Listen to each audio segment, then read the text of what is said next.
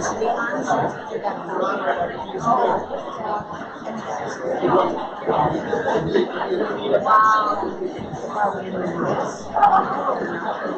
evening. We're going to get started tonight.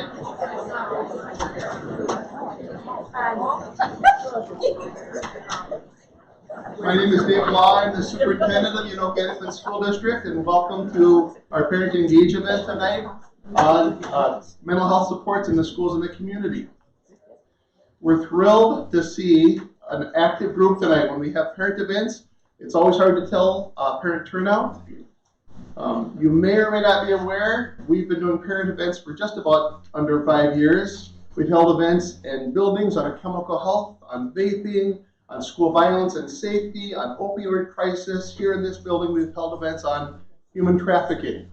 So we've got a long history of holding community events. If you aren't aware of those events, we hold several a year, and we're using the term Parent 360 Engage so we can get people informed, and you can come out and attend these events, and we're actually live on Facebook tonight. So if you're on Facebook tonight, thanks for joining us. We have with us tonight, I just want to call attention to a handful of people. Our school board members are here, and I'll just have them raise their hand up in this corner. All 5 of our school board members are here. 1 board member is active. We're thrilled, and if you saw the program, to have an awful lot of community partners at the tables out around us. We're surrounded by good support. One of our goals tonight was to connect people with the support during the school day and in the community, and so we're thrilled to have law enforcement in the room. Certainly Glen Law Enforcement has been a great partner. Officer Borbo in the back, if you want to raise your hand. Blaine PD has been with us, all of our law enforcement. I saw a handful of elected officials in the room. I don't want to pretend I saw them all, but I know I saw Representative Heinrichs from Anoka in this area, and also Representative Scott in the back. Thank you for joining us tonight. Our goal tonight is to inform. Throughout the year and throughout my 6 years as superintendent, many times people that contact me aren't aware what is available in the school system. What happens with our kids? What can we do? How can we help? What support's available? And more than that, when the school day ends at 3:30, now what? We don't just stop. How do we partner, and who are our partners in the community from Friday night at 3:30 to Monday morning at 7:30? And the goal tonight is that you'd leave understanding what's available during the day, what's available outside the school day, and who are the partners. And then there's a survey online so that whether or not you have questions here or when you get back home or on Facebook, it's a questionnaire. It's not really a survey of what did you hear or what would you still like to hear about, or what questions or comments do you have. So there isn't an open mic section of the night tonight. We are going to stick around. We want to give people a lot of the chance after they've heard from us to visit vendors and ask questions to people individually. I have learned that this is a topic where people want private conversations. They don't want to talk in front of 300 other people. So we're going to have time at the end of the night for small group conversations. And if you don't get it, if you have to leave early, there's a chance for you to go online and take a quick survey and provide some feedback on what you thought or what you heard. Tonight, our first speaker is, you may or may not be aware, for 8 years, Anoka-Hennepin has a coordinator of mental health, a position unique in our school district. And that we also have on-site mental health supports at many of our sites. Currently, unless the site is open and we're trying to staff it, every one of our school sites has a full-time mental health person. The coordinator of that work and the coordinator of all our mental health work is Dr. Nita Kumar. So she's going to come up and talk through district supports and our proactive plan to support mental health in our school system. And then after that, a National Association of Mental Illness, Sue Aberholten, is going to come and talk about that practice and some specific talk about suicide prevention, one of the things our community is asked to talk about tonight. So I'm going to turn over the mic to Dr. Nita Kumar. Let's give her a round of applause.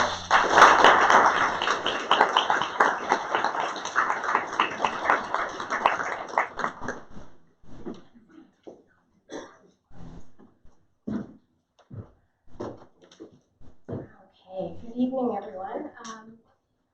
So we just went over the overview of the event, and then we're going to talk about resources in the district, as well as community resources. You might get feedback because there's 2 mics, so maybe get this one. Use that one. Maybe you might get feedback because there's 2 up there.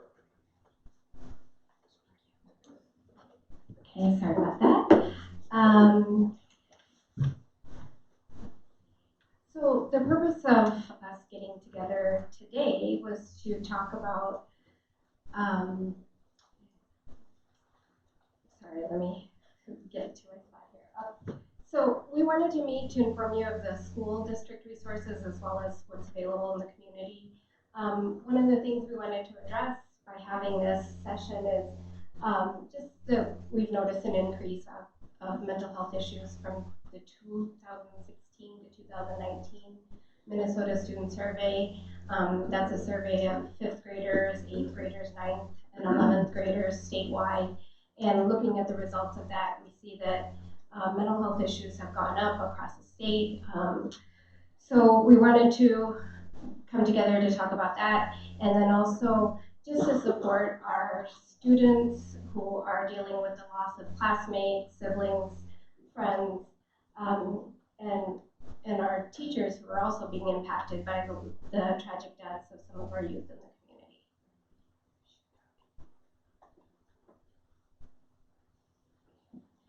So one of the things, we're here to talk about the mental health issues, but we also want to talk about what our vision is for students. Our vision really is for students to be emotionally well. And this isn't just the absence of disease and symptoms, but it's also being able to experience joy, to be engaged in school, and to have a positive outlook on life. So you'll hear about things, all these terms on the left-hand side: protective factors, resilience, developmental assets, are really all towards moving towards positive mental health experiences for students. And we know that students will learn better and are able to achieve academically when they are feeling mentally well. So it's a commitment of ours.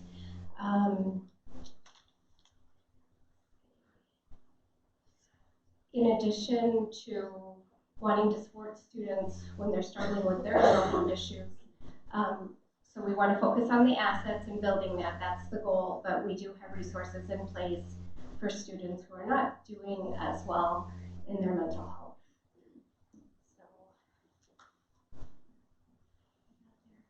Okay, so I chose to focus on the 40 developmental assets, just to give you a little bit of information about the kind of wellness component. So there's the Search Institute has identified 40 assets for students, and they've divided them by external assets as well as internal assets. And these are things, the external ones are the things that are kind of out in the community, within the families. The internal ones are kind of how they feel about themselves and making good decisions.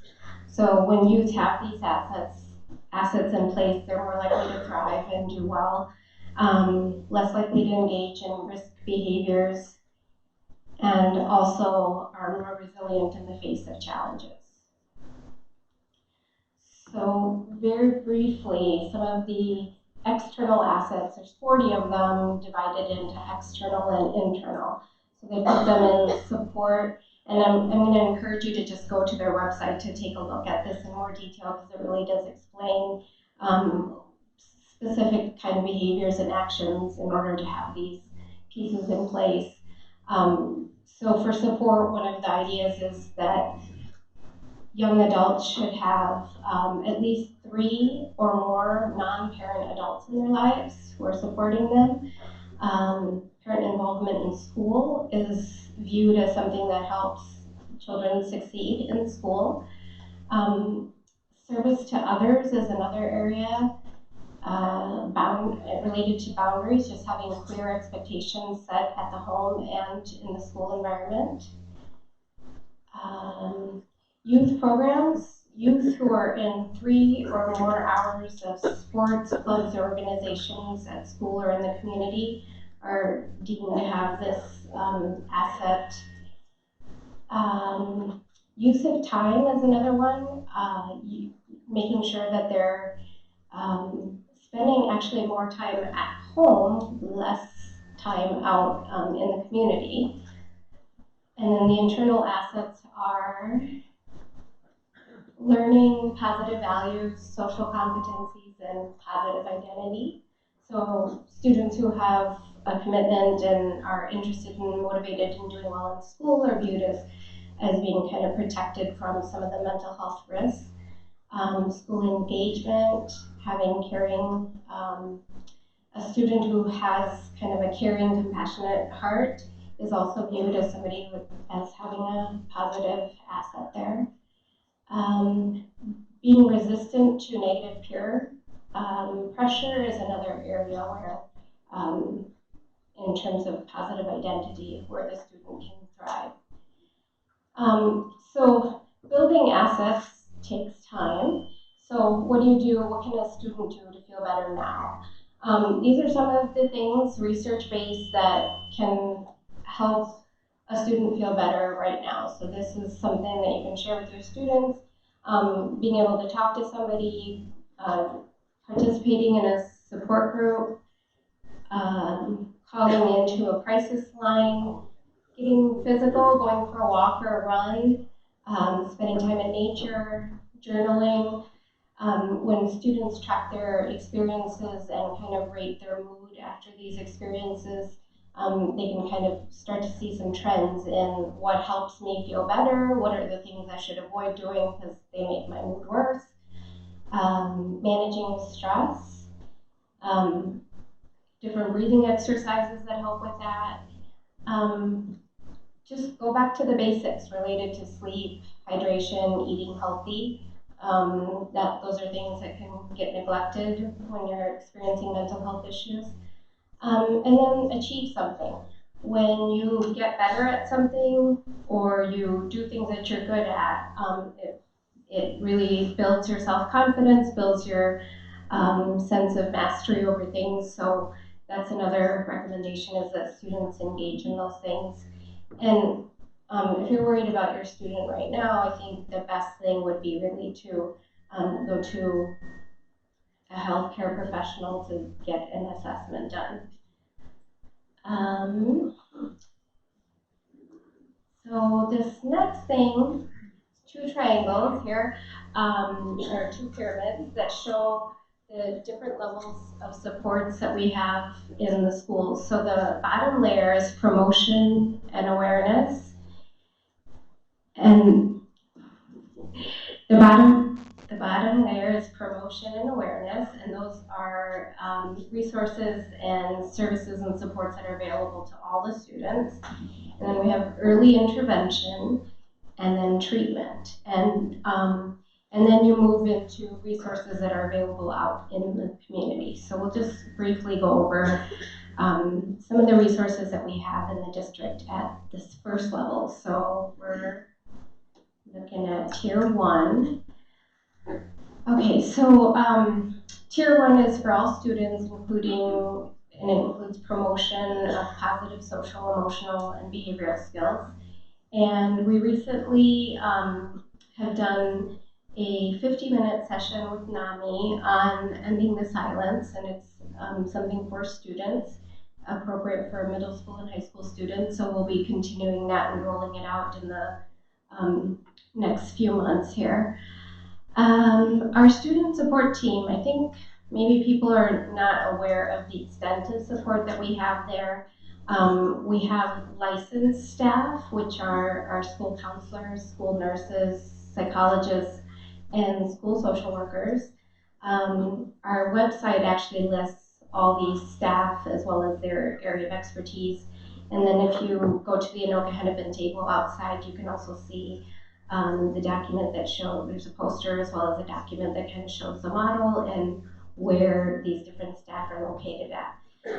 So those are the licensed folks, but we also have student achievement advisors, cultural liaisons, and Indian education advisors. So these folks all team together to support students. The next thing is about the, for staff. I'll go to parents next. Parent mental health nights, we know they've occurred at different schools in a smaller kind of venue, I guess. We've, as David Law mentioned, we have our parent engagement series, so we have other events coming up here.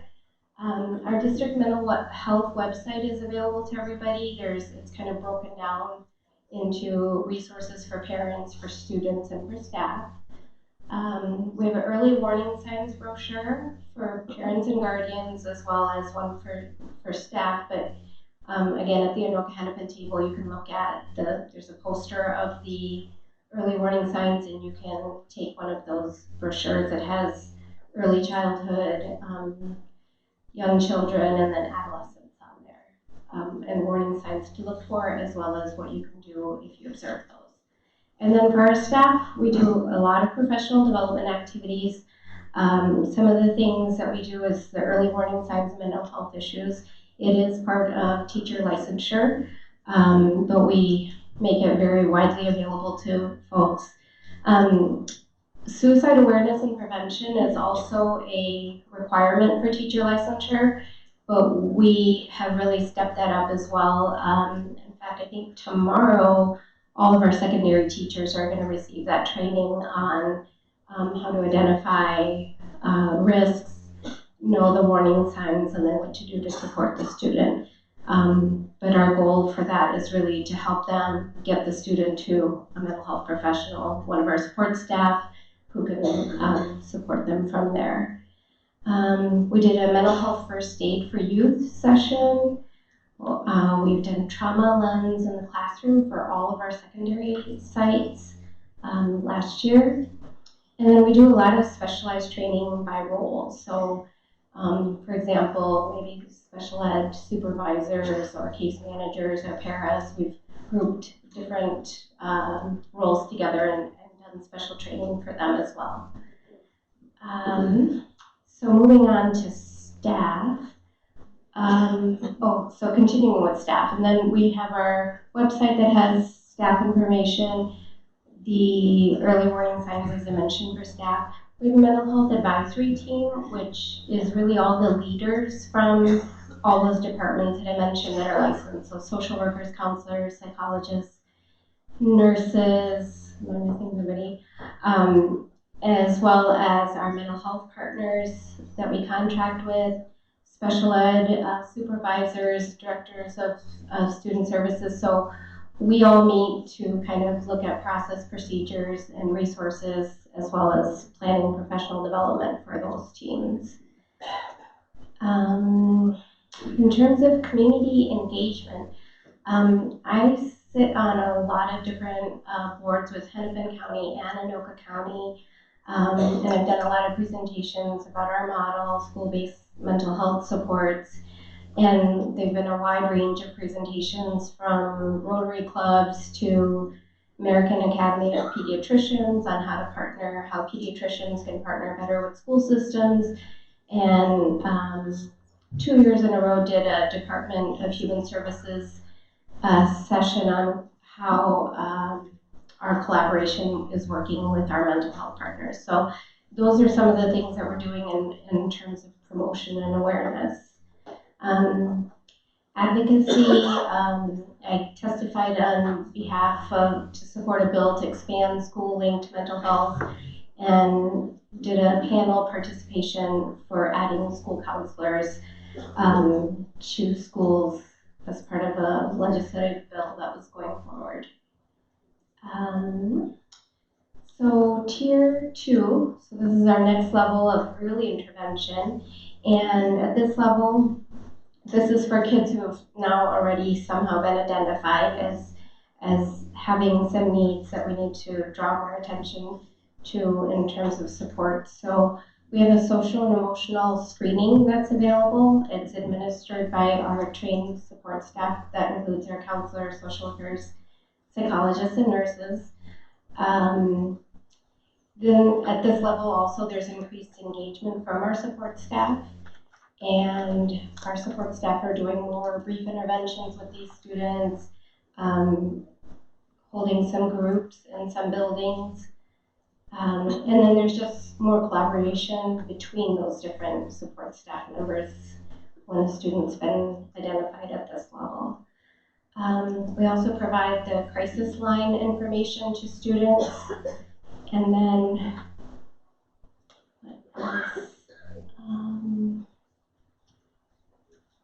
this point, also with parents, so with that social emotional screening I mentioned, the youth at certain ages can take the self-report, and then when parents are able to also fill out the parent version of that about their child, and teachers can fill that out as well, all based on parent permission. So we can't administer that without your permission, but gives us a good picture of perspective from the child, from the parent, and from school staff. And then we work with you and make recommendations around what you can do to support those areas that are challenging. But I really like the tool that we use because it also focuses on the youth strengths.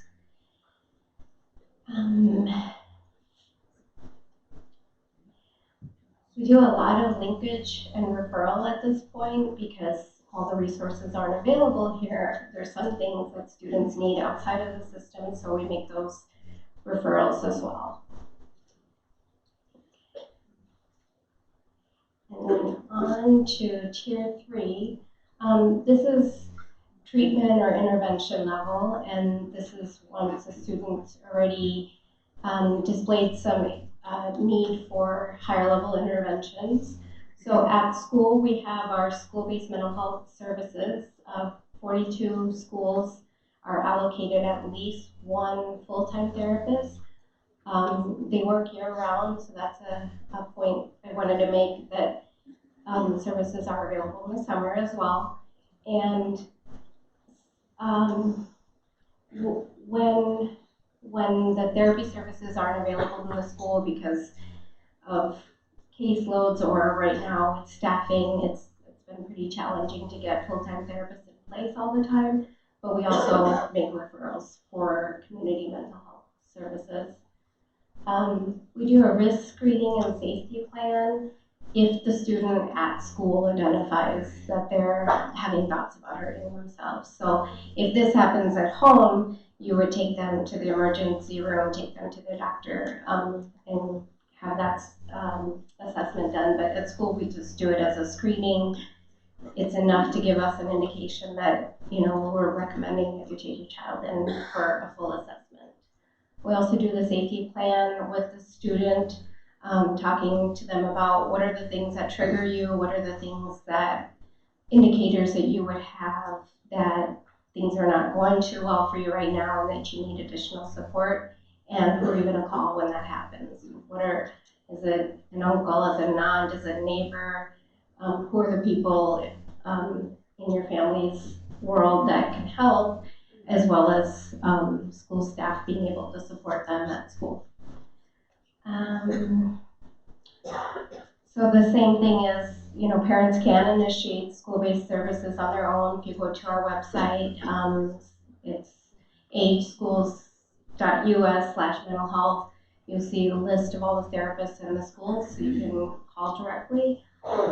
We like it when you work through our support staff first, because sometimes they can give you some resources and some recommendations that don't maybe require therapy services, but some parents choose to, and that's a right that you have as well. Otherwise, you can always just call and ask for resources. All of our support staff have a list of all the mental health providers and agencies and the type of service that they do.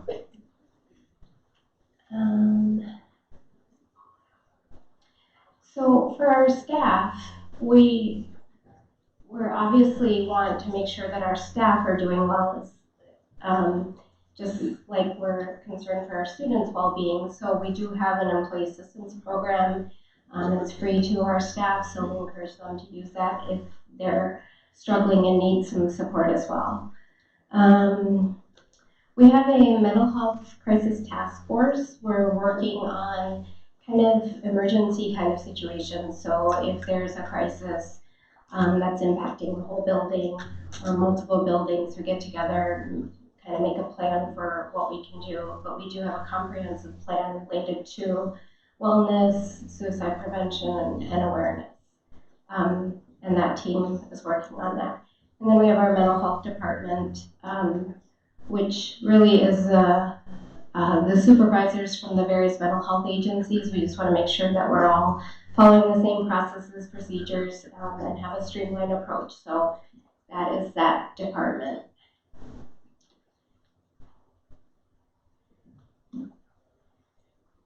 Okay, so kind of to ground us back into this model, so promotion, awareness, early intervention, and treatment. And then there's some services that are not available in the schools. There's certain outpatient models that wouldn't be really conducive to being held at schools, so we make referrals for those. Day treatment programs, and sometimes 24-hour, 7-day-a-week kind of coverage is needed for students, and they need to be under medical care. So that is all things that we can help facilitate for families.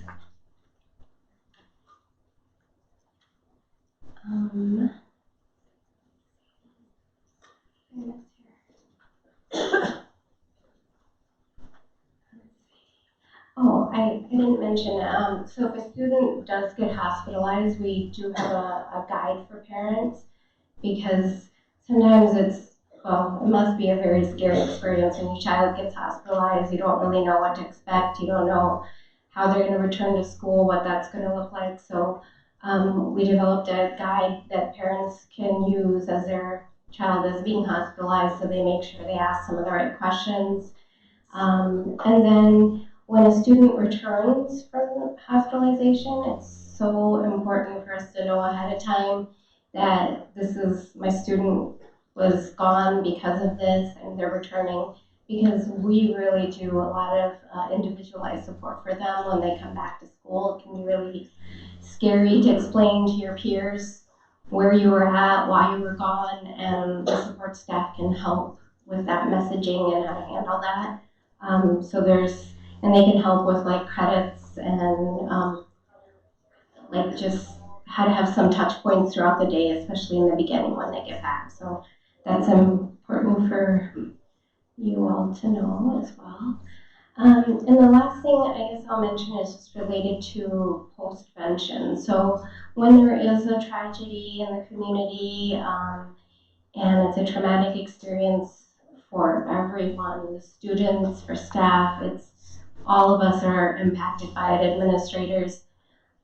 We do have a very specialized process that we go through. It's rooted in, national best practices around responding to trauma. So we do send a team of staff who've agreed to go and help out with the trauma response. They go and help students. We bridge some gaps between home and school related to that information, so that parents are aware that, your student might be struggling right now because this happened in the community, and this is how we're supporting, and here's what we encourage you to do going forward. So that is another piece that's in place, and we do the same for our staff as well. So somebody comes in from our employee assistance program and comes and works with staff, because when this kind of experience happens, we're all impacted by it. So I think now I'll turn it over to Ms. Afterholden from NAMI.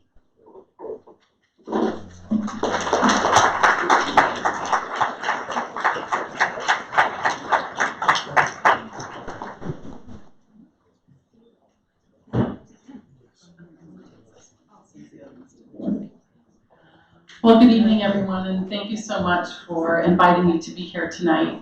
And I want you to know that I'm here not as a mental health professional. I am not one.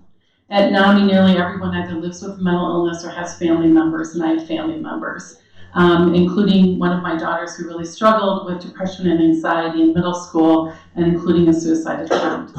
And so we're here really because of lived experience. What I wanted to talk tonight is about how do we support our youth. So let's think about mental health. So mental health broadly by the World Health Organization is that you can cope with everyday things, right? You don't just flip out because there's a traffic jam on Highway 10. You lose a game at basketball and you get like way too upset. We can kind of deal with everyday things of life. we can, we can deal with work and be able to make contributions to our communities. Mental illness is a little bit different. So we all have mental health, right? And mental health is on a continuum. So you have people with really good mental health, and then you have people with very serious mental illness, and a lot of things in between. And it kind of the layperson's definition of mental illness is it disrupts a person's thinking, feelings, mood, ability to relate to others, and daily functioning. Recovery is absolutely possible. I will say that my daughter lives in another state. She has a master's degree and she's working. So kids can get better, which is a really important thing to remember. We also want to know that we don't know all the causes, right? But I can tell you it's not about bad parenting.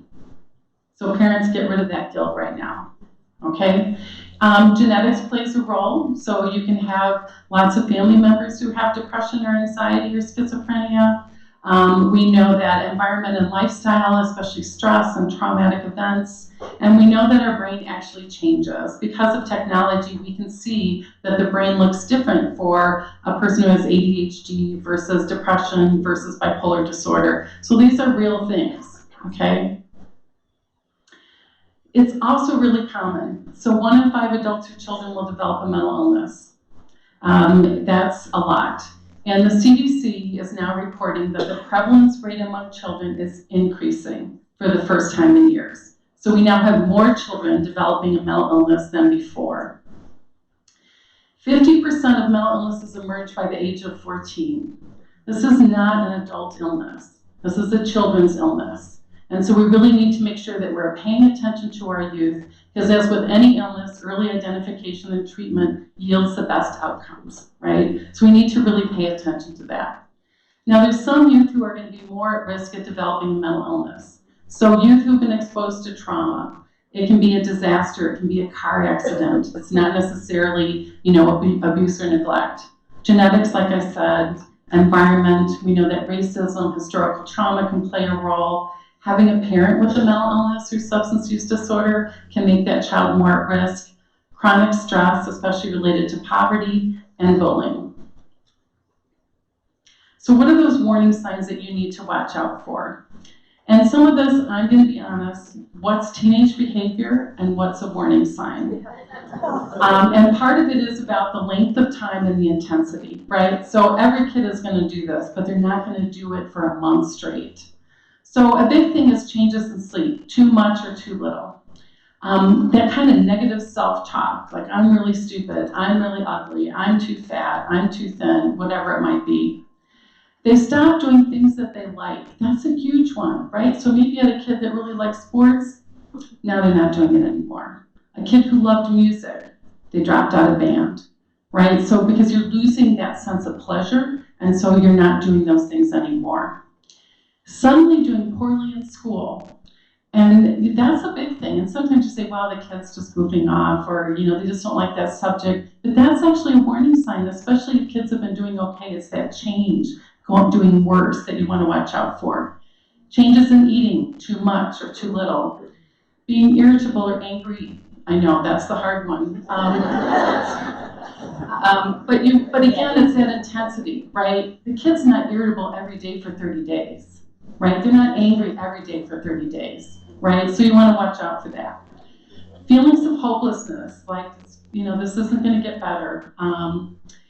That difficulty concentrating, mental illness really affects that, which also then, if you can't concentrate, you might not do well in school, right? So you got to watch out for things like that. Problems making decisions, slow movement. I mean, I have a lot of friends and family members who have depression, and they say it's kind of like you have those old wool army blankets that really has been it's frozen with water, and you just feel that heaviness.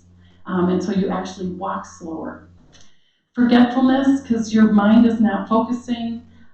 Being really sad, and that hypersensitivity. Again, I know a lot of teens are hypersensitive, but they're not doing that every day for 30 days. And then isolating from friends. So it's kind of normal for teenagers to go into their room and sit there by themselves. But if they're not communicating with their friends, not even one, that's a sign you need to pay attention to. Now, we might get into a crisis. So those were warning signs of maybe a student, a young person developing a mental illness, depression, or anxiety. Now we want to know about when is it coming to a crisis? Their inability to cope with daily tasks, right? They just don't want to go to school. You know, they're not going to come down and eat. They don't want to take a shower, right? All of those things. Rapid mood swings. So you don't go from being really sad to really happy that quickly. And that's a warning sign for suicide. You've been really sad for a long time and all of a sudden you're happy. That increased agitation, so everything's getting under their skin no matter what you say to them, right? Displaying abusive behavior, maybe they have siblings that they're all of a sudden being mean to or rude to. Losing touch with reality, which psychosis is an issue we have to watch out for in high school. So they think perhaps someone's following them or someone is, the TV is talking to them, those kinds of things. That isolation again, and unexplained physical symptoms. This is where we know our head is connected to the rest of our body. So kids will have stomach aches and headaches that are not, you just can't explain, and that's actually a sign of a crisis. So if you're dealing with that at home, there are some de-escalation techniques that will really help. The first thing is to be calm. Yelling actually does not work in terms of calming down a situation, so don't go there. Overreacting, you've got to be calm. You're the adult in the room. You've got to be calm and try to quiet things down. Really listen to your child, okay? Don't start trying to solve it. Don't start trying to offer advice. Just be quiet and listen. I think Minnesotans, I'm not originally from Minnesota, you can't have a pause there. You've got to quick start talking. Let that pause be. Let that silence be. Give your child a space to actually talk to you. Really express support and concern. Say, I'm worried about you. Talk to me. What can I do? Ask how you can help. Moving slowly. Because what you don't want to do is to get the child more agitated, so you just want to be kind of slow in how you move things. Offer options. When you feel like your life is spinning out of control, taking one step to take control can actually help that kid. So you might remember when you had toddlers, right? You would, you'd fight with them about what to dress in the morning, so you'd put out 3 outfits so that they could choose. How many of you ever did that? Okay? It's a similar thing. Give them an opportunity to start making a decision so they start feeling like they're having control over their life. Avoid touching. When you're really feeling like you're in a mental health crisis, you really don't want someone to touch you. Even though the first thing you want to do, especially your moms out there, is to hug your child. Gently announce what you're going to do before doing it so that they kind of know, I'm going to get up and get you a glass of water. Let them know what you're going to do ahead of time. And then give them space. Don't make them feel trapped, even if they're really angry about it, because you need for them to have kind of a way out of the room in a sense. And again, that's part of kind of taking control. So one of the myths about suicide is that if a youth tells a friend, the friend will actually access help. And the reality is most youth do not do that. And for any of you youth in the room, this is just not a secret you need to keep. It absolutely is not a secret. If you're worried, you need to share that with a trusted adult. Our class, Ending the Silence, is really about talking about this and not keeping those secrets. So the warning signs for suicide is actually threatening to kill themselves. And sometimes kids will say that, and you need to take any of those threats seriously. A strong wish to die. I should just be dead. I'm no good to the world. It's not just a saying, something that's, coming off the top of their head. It's something you need to pay attention to. Abusing substances, drinking. Sometimes you'll feel if I drink, I'm not as anxious. If I drink, I'll feel better. And actually, it's the other way. Those are depressants, and it makes you feel worse. Really displaying that overall pain and distress. Not sleeping at all because they just can't. Their mind is really going about how bad things are. Kids who say there's no reason to live, again, take that seriously. Feeling trapped, that withdrawal, again, that angry and anxious kind of things, and the statements of hopelessness or despair. If a child has had a previous attempt, it actually does increase their chance, so you want to really watch more carefully. You want to watch, if you have guns in the house, take them out, all right? Don't just take them to grandma's. Really get rid of them to someone who doesn't know. Or make sure that over-the-counter and prescription drugs are actually locked in a box with a key, not a number lock, because every kid's going to know that you just used your birth date. So you want to use an actual key lock that you keep with you. If they're looking like they're maybe taking more risk-taking, like maybe they have a car they have access to and they're really driving fast, right? You want to look for those kind of risk-taking things. Giving away prized possessions. So maybe they have a younger sibling saying, here, take this teddy bear. I don't need it anymore. Watch for that. Self-destructive acts like cutting does happen a lot. If it's warm and your kid is always wearing long sleeves, you might want to check to see if they're cutting. And then chronically missing school or running away is also a thing. They can't cope with being in school. They're not able to do well. They're not feeling like they're getting along with friends. That's another warning sign. Another thing, if your kids are impulsive. So sometimes these kinds of things can also be something you should be concerned about. Being suspended from school, loss of freedom or fear of punishment, feeling embarrassed or humiliated in front of their peers because they feel like this is the end of the world and not realizing that you're going to look back at that at 10 years and actually not even remember it. Victim of assault or bullying, a death of a friend or family member, especially if it's by suicide. Financial problems, obviously they're not going to have as many, but within the family, that's adding stress, an unwanted move, and loss of a relationship, especially a breakup. That can seem, again, like the end of the world to a kid, and you really want to watch out for that. So what's our response to our teens? A big thing is, what words do we use to talk about this? So, what are the slang words for mental illness? Crazy, nuts, psycho. What are the slang words for diabetes or heart disease? Now you might say, well, we're just being politically correct. But if we can't treat these mental illnesses with the seriousness that we should, and if we make fun of them and we talk about people being crazy, your kids are not going to want to talk to you about it.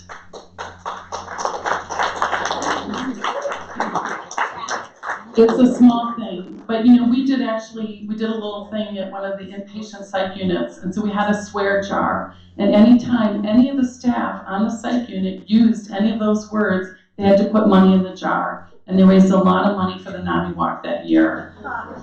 So it's not easy to get over saying those words, but really think about it so that your kids are going to feel like they're not going to label me as crazy, they're going to understand that I'm struggling. Providing support. So really making sure that your kid gets that support, that they feel like you're listening to them, that you understand this can be a difficult time. It's not just being a teenager, although, I don't think any of us would really go back to being a teenager. It's a tough time. It's not just a phase. These are behaviors and symptoms that we need to take seriously, and especially if it's going on for a couple of weeks. Don't say it's just a phase, because it's not. Say what you see. So this can be hard. Teenagers aren't always easy to talk to. And so you want to say what you're actually saying. I've noticed that you're not hanging out with Jill anymore. I've noticed that you're not going to basketball anymore. I noticed that you don't seem to enjoy playing the piano. Talk about what you actually see, because then you're not putting any kind of emotion to it, right, or any judgment to it. You're just talking about what you see. Car rides and walks. Having had 2 teenagers, the very best way to talk to a teenager is not to look at them. Am I right? So, don't give up your car for them to drive themselves. If you're worried about them, get in that car with them. You don't have to look at each other. You can, if they're in the second seat because they might not want to sit next to you, you can see them in the rearview mirror. And then ask, hey, well, how's it going? Hey, I've noticed that, right? The other way that you can do it is on a walk. So the nice thing about a walk, again, you don't look at each other because you're walking side by side, But when you walk, you get the endorphins moving in your brain, and that actually helps someone who is depressed or anxious. And so do those, I mean, these are easy things, but it makes it easier to talk to your kids because you're not looking at each other. Primary care consultation. So sometimes it's good just to check in with your primary care physician about what's going on. You want to make sure that it's not something else, it's not other, type of illness. So you want to get that checked out. When you're looking for a therapist, one thing I want to mention is you need to check your insurance to see who's in network. So you don't end up with someone who's out of network and now you're paying a whole lot more money. And once your kid gets attached to a therapist, you don't want to give them up, and now you're kind of stuck paying a lot out of pocket. Your school district has a lot more resources than other school districts. You just need to know that, because I travel all over the state. You have a lot here, and so make sure you know about it. And then know about crisis teams. I'm going to talk about those in a second. What do you say to police when you call 911? And where are the children's inpatient units? So if you're like me, I assume that Children's Hospital, which deals with children's, has a children's mental health unit, and they don't. So make sure that you know which hospitals actually have a children's psych unit. I wanted to just make sure people know who professionals are, because most people really have no idea. So these are the mental health professionals. They're going to have a lot of letters after their name. So licensed clinical social worker, licensed marriage and family therapist, licensed professional clinical counselor, psychiatrist, advanced practice nurse who has a mental health specialty, and psychologist. These are the people who can actually diagnose and treat children. Typically, the school support staff, who really play a huge important role, and when we do schooling to mental health, they all have to work together, right? But typically, and it's not true in every district or every school social worker, but typically they don't have the license to actually diagnose and treat, but they play a really important role. So just know there's differences, and when we set up the Schooling to Mental Health grant, we had it so that the money actually goes to the mental health provider who co-locates in the school. So there's actually a firewall between the educational records and the mental health records. So I know a lot of you have a cell phone. I want you to take it out, because I'm going to tell you that you are never going to remember these numbers again. And so I want you to put them in your phone, put it maybe as the name as crisis so that you know where to go, all right? So the National Suicide Prevention Lifeline, which you can call from anywhere in the country, is 1-800-273-8255. 1-800-273-8255. Now we also know that no one under the age of 30 makes a phone call. So there's a crisis text line. And you can text MN for Minnesota to 741-741. We are actually working with school districts, the Department of Education, and the governor's office so that next fall, we want every school district in the state of Minnesota to include the text line on the back of the student ID cards. Very simple thing that we can do so that kids know there is always someone there who is willing to text and hopefully then pick up the phone. In Minnesota, every single county has a mobile mental health crisis team, every single one funded by the legislature. We finally are moving to one number because there were 42 phone numbers spread across 87 counties, but you can dial, and it has to be from a cell phone, not a landline, ** crisis, which is 274-747, and you will be connected by the cell tower to whatever the closest crisis team is. So even if you're with your child and you've driven to Washington County, you're going to get connected to the Washington County crisis team. So if you're really worried and don't know what to do, and the crisis teams can come in and actually provide stabilization services in your home for days. So the one thing I wanted to say is that it really takes a village. I know that's an old saying, but it really does. So, it's not just the teachers, it's not just us as parents, it's not just the coach, it's all of us who have to really address this issue. We have to teach our kids not to keep a secret. That's why we're willing to come into the school district and do Ending the Silence in every high school, middle school class. And we all need to know those signs of an emerging mental illness and a crisis. We need to know what those signs are and to take them seriously. And we need to share information. I can tell you that in my own situation, I saw some things at home. And then when I went to the first parent-teacher conference that fall and heard what the teachers were saying, it was like, oh my goodness, we have a problem on our hands. Because sometimes kids who perhaps have real high anxiety, they keep it together in the school day until they get home and they explode. Other kids go to school and the school hasn't figured out really kind of how to support them. Nothing against them, but sometimes they haven't, and the kid's blowing up in the classroom. And so you need to be sure that you're connecting with the other adults who deal with your kid to make sure you get the full picture. And that's how you can figure out whether it's something really serious or whether it's nothing that we have to worry about. But this takes a village. If we're going to make sure that all of our children in our community are healthy mentally and physically, and that we're all there to protect them against suicide attempts, we all need to know what to do. I'm just going to talk briefly about this because technically on postvention, you're supposed to wait at least 6 months, which we obviously cannot do in Anoka County. But contagion is a real issue, and it's especially hard with teenagers. Teenagers are much more susceptible to this. We also know that safe messaging is really important, and we have gone to all of the media that's here to make sure that they understand what safe messaging is too, because they have a role to play. So sometimes we say, well, we want to share those stories, we want to put a face on the issue, and that's absolutely true, but we also want to talk about how these young people lived and not how they died. We want to talk about the things that they contributed to the community as well. And we have to be careful about talking about where it happened and how it happened and all of the finer details, because that actually leads to contagion.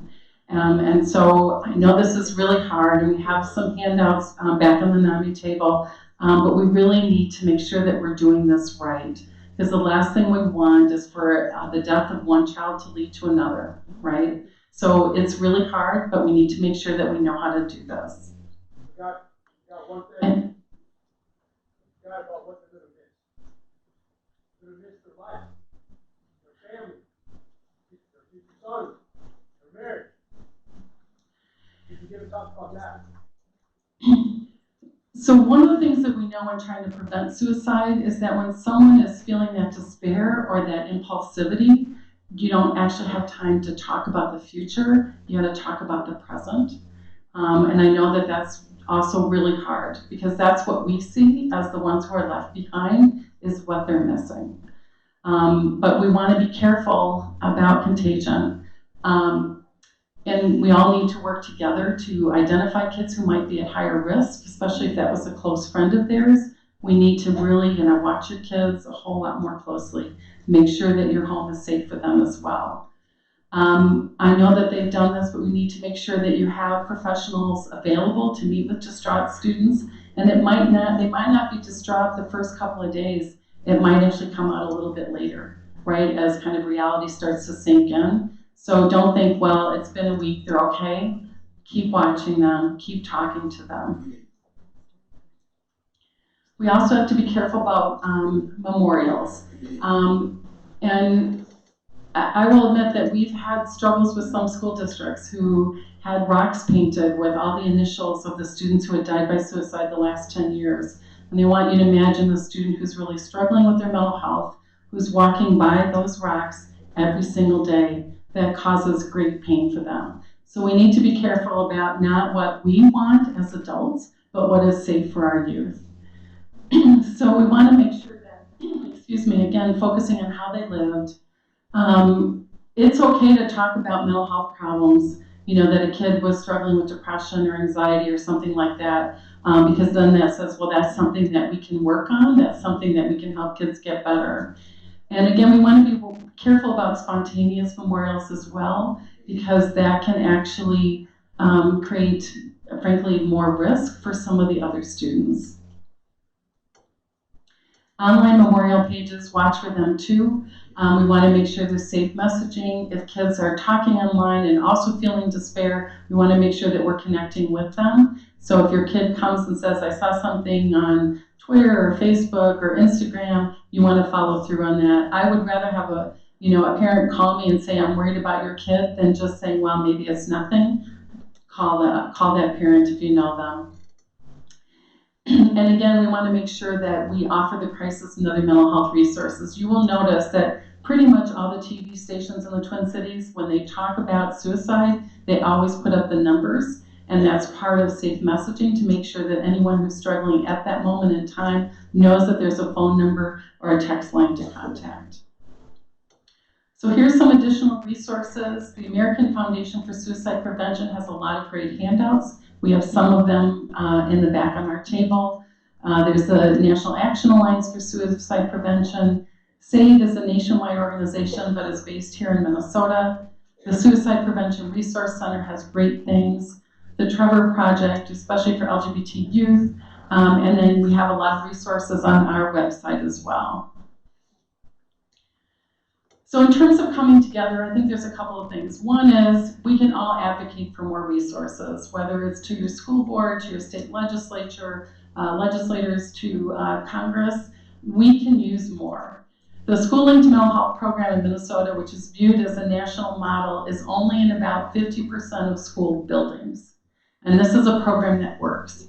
And even in the schools where it is, pretty much by November, they're full. And so we need to make sure that we know, it's always frustrating for me when we talk about our mental health system. People say it's broken. So it's not broken, we've never built it. But we know what works, and we should fully fund it. We need to promote that education and support. So, if you have a faith community, you're at your place of employment, we'll come in, we'll do a 1-hour suicide prevention. We'll come in and talk about mental health in the workplace. We'll come in and do Ending the Silence to youth groups. We will do those things. We need to make sure that everybody knows what to do. And lastly, I just want to say there's no blame or shame. Even with warning signs, we miss them. And I never want any parent who's lost a child to feel shame or blame about this.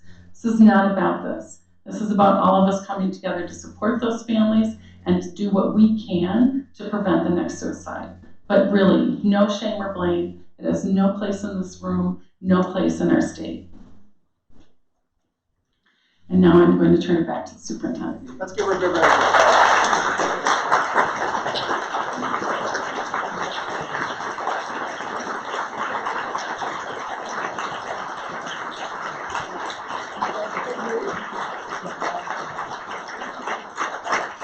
I hope that you heard our district for almost a decade has committed to mental health before other places and built our current model based on what national experts would say you would put in a school. That we have a screening process that is literally every day of this school year. And our staff are trained to refer up if students are responding. That every student gets proactive lessons all the time. We are committed to getting better.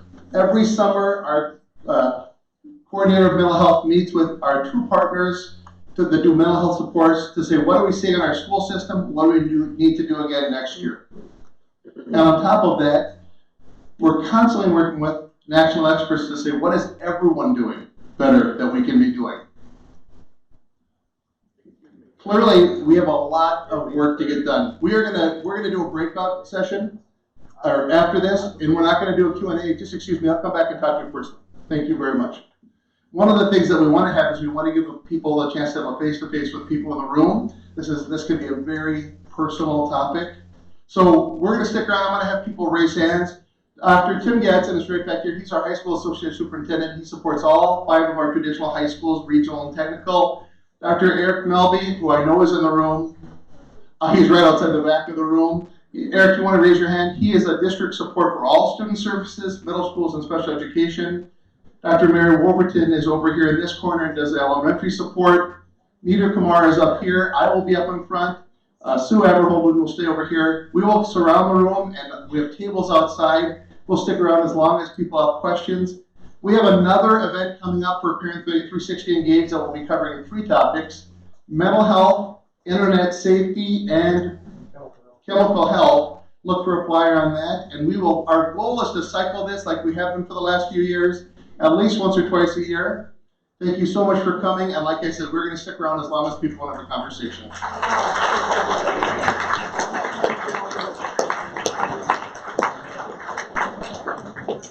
I'm glad you guys came. Nice to meet you.